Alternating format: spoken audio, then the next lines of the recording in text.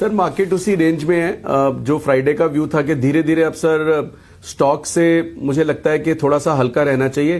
देखिए अनिल जी, ट्रेंड में ना कोई चेंज नहीं है। मतलब अगर आप इंडेक्स के ओवरऑल बड़े मार्केट की बात करते हैं, जिसको मैं इंडेक्स की मार्केट बोलता हूं, तो उसमें अनिल जी ये जो करेक्शन हुई है बहुत हेल्दी है, बहुत जरूरी थी।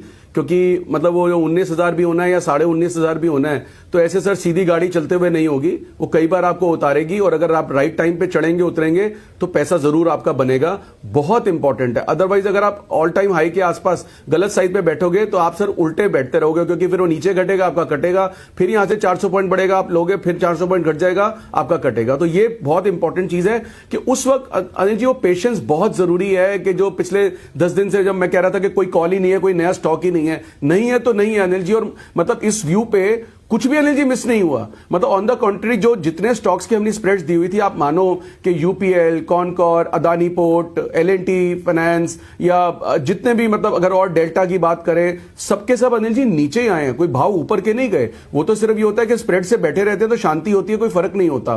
तो अगले 10 दिन में अनिल जी अब देखो 3 चीजें हैं। एक तो वो जो एनएवी स्टोरी चालू हो जाती है, दूसरा जो थोड़ी सी वो सेंटा रैली के मेरे सेंटा आएंगे और लेके जाएंगे, और तीसरा अनिल जी जो रियलिटी होगा कि जो एक्सपायरी का प्रेशर है, जो एक्सपायरी इफेक्ट आएगा। तो अब इन दोनों की चीजों में बीच में टसल होने वाली है। और इस टसल में अनिल जी कुछ भी आप कर लो, जो मेरा मानना है, कुछ भी आप कर लो, जीत एक्सपायरी की ही होगी। अब वो लॉन्ग है शॉर्ट है वो हम बात करेंगे, हम एक्सपायरी अलर्ट पे भी जाएंगे, बट जीत एक्सपायरी की भी ही होगी इन दोनों चीजों में। जिसमें से लगता है कि अनिल जी अब स्टॉक स्पेसिफिक मुझे बहुत बड़ा अगेन मूवमेंट नहीं लगता कि कोई बहुत बड़ा एग्जिट या मूवमेंट अभी आएगा।